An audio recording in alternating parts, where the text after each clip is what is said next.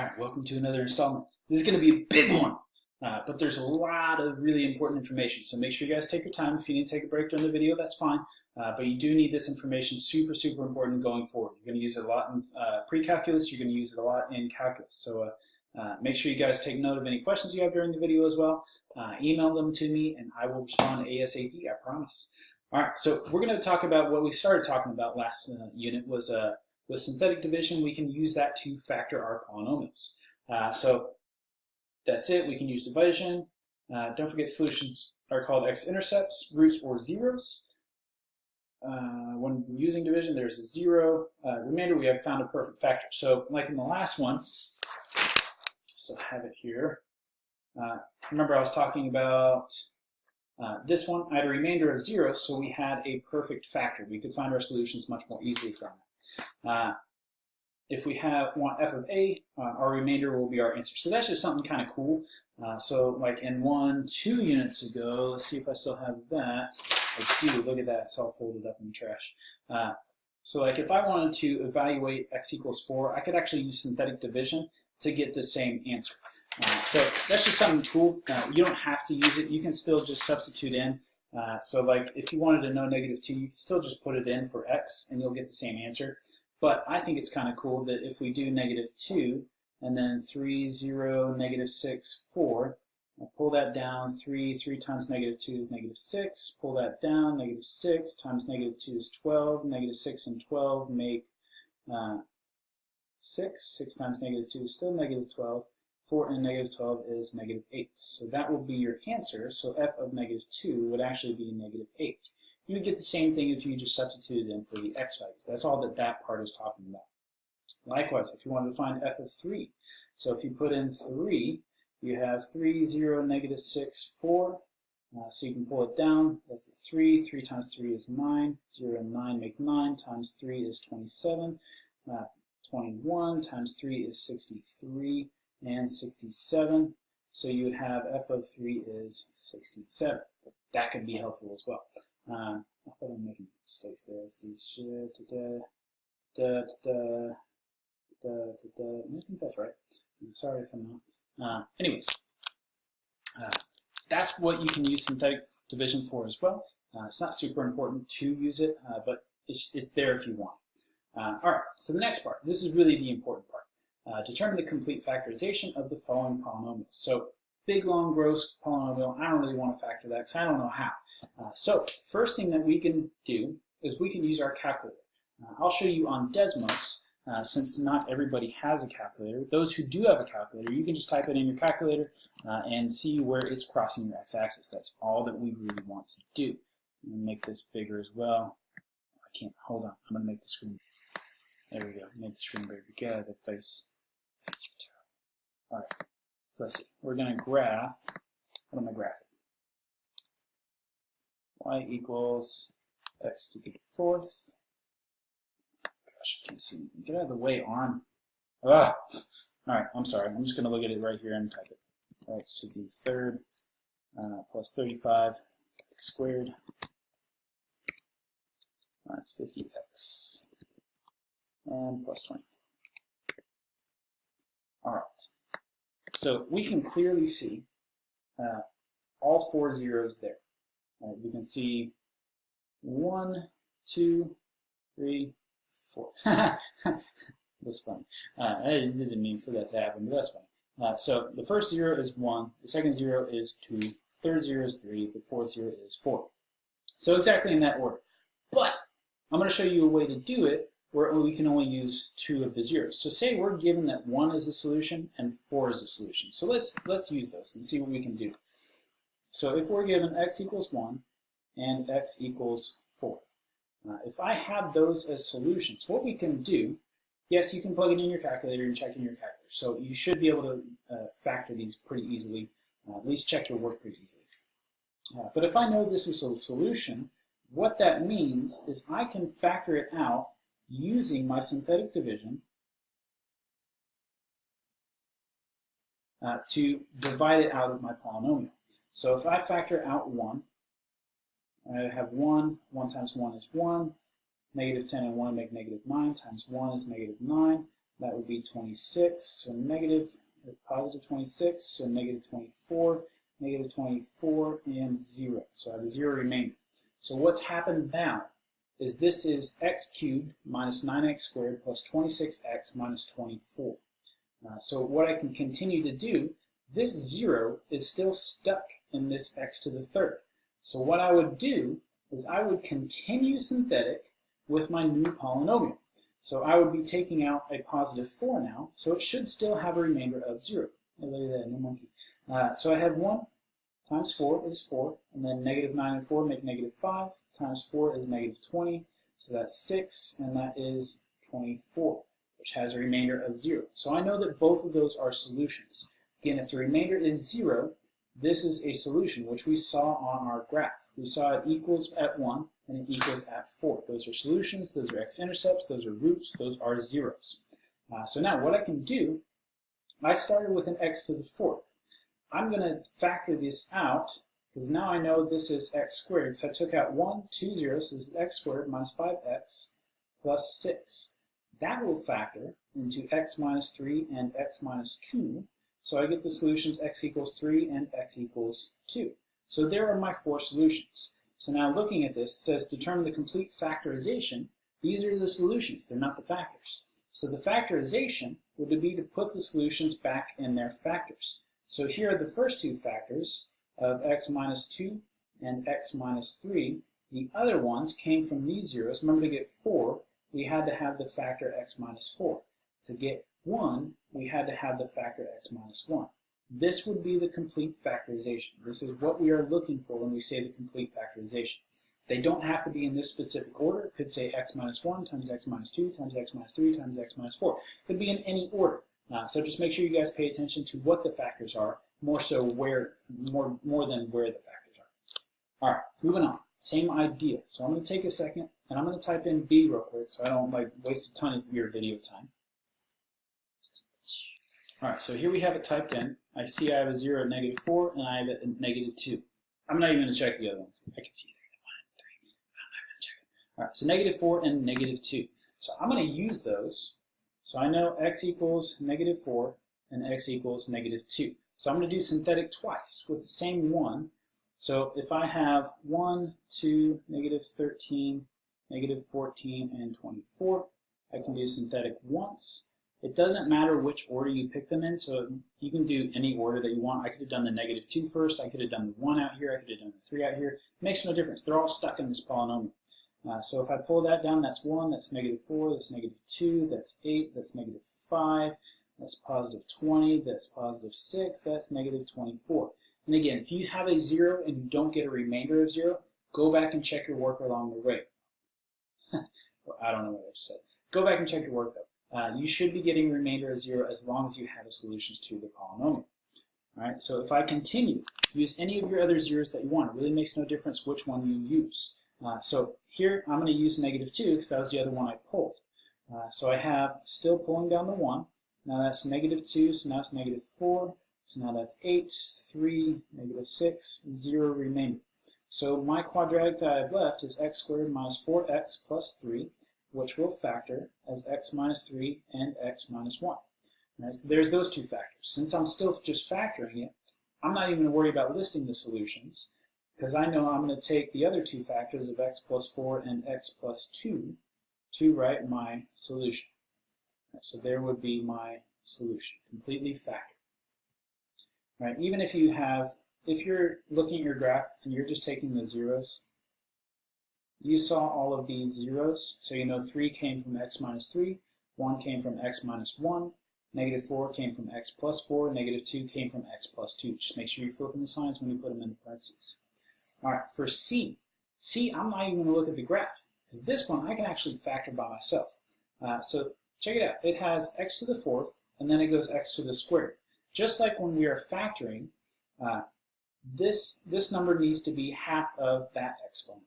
So this will factor into x squared minus 16 and x squared minus 1. So now check it out. Negative 16 times negative 1 is positive 16. Negative 16 minus 1 makes negative 17. They will multiply with the x squareds to make negative 17x squared. Whoa! Then these are both difference of squares. So x plus 4 and x minus 4, and x plus 1 and x minus 1. Heyo, done did it. There's my polynomial completely factored. Yeah. You could also use the calculator method on this one though. It'll get you the same exact thing. All right, moving on. This is another one that I want to use the calculator on. So I'm going to go ahead and type in D and E real quick into Desmos, and we'll see what we see from that. All right, hang on. All right, so here's D in the red. It looks like I have a solution at -6, -4, -3, and -2. So knowing that, I'm not going to worry about taking the time to divide it out. We'll use that in just a minute as well. So I'll have f of x equals x plus 6, x plus 4, x plus 3, and x plus 2. There it is, completely factored out. All right, same sort of idea. Looking at part E now. Part E is more over here. Move graph. All right, so we have it at 1, 3, 4, and 6. So I will have f of x equals x minus 1, x minus 3, x minus 4, and x minus 6. There it is, completely factored out. Lost focus or something. All right, moving on. Moving on up to the up. Like my singing, don't you? Sure. All right, determinant solutions to the following polynomials. We've already been doing this. We've been determining the solutions all along, but now we're actually really going to use our graphs to determine some more, because they're not always nice numbers like we've been seeing. So let's go ahead and put this in our calculator, or Desmos as the case may be. So I have x to the third, and minus x squared, minus 5x, and minus 3. That's not what I want, minus 3. I should know what the graph looks like. So it looks like I have a solution at -1, and I have a solution at 3. So now here's the thing we got to be careful of. Remember we talked about double roots bouncing off? So what this means is this -1 should be coming from a factor of x plus 1 squared. Let's check that out to make sure. So I'm going to use my solution at x equals 3 to help me determine the solutions. So if I have 3, I can use my synthetic division because it's a linear. So I carry down the 1, then I have 3, then I have 2, then I have 6, 1, 3, 0. So this is still x squared plus 2x plus 1, which will indeed factor as x plus 1 times x plus 1. So I know my only other solution is x equals -1. So I have x equals 3 and x equals -1. Since it happens twice, that's why I have the double root. Those are my solutions. All right, let's look at another where the solutions aren't so nice. They really aren't in this one, I'm pretty sure. X cubed, and then we'll do plus 4x squared, and then we'll do plus 16x, and then we'll do plus 64. All right, let's see what that looks like. So that one is a little bit uglier, huh? I can't even see any other solutions. It just looks like a line that goes up forever. So what is this solution right here? Looks like I only have one solution at -4. So let's see if that is our only solution. Let's do synthetic division to check that. Because remember, like I said in the other video, I think it was the first video of this, we could have up to 3 zeros for this one. But we don't have to have 3 zeros. We might only have the 1, which I can only see 1. But some others that might not show up, just like in unit 3, could be imaginary or complex solutions. So with that -4 on the outside, I have 1, 4, 16, 64. And then I have, bring down the 1, so that's 1, -4, 0, 0, 16, -64, with a remainder of 0. All right, so what this means now is I have x cubed, I took out 1x, so I have x squared plus 0x plus 16 as my factor that I have left. Well, if I'm still trying to find the solutions of this, couldn't I set it equal to 0, right? And then if I wanted to solve, I could do minus 16 on both sides, so I have x squared equals -16. And then when I take the square root, whoa, hey, maybe it was a precursor when I talked about imaginaries, because the square root of a negative is our imaginary solution. So I have x equals plus or minus 4i, the imaginary is because it's square root of negative 16. Square root of 16 is 4. The negative makes it I. Don't forget, when you take the square root, you need that plus or minus.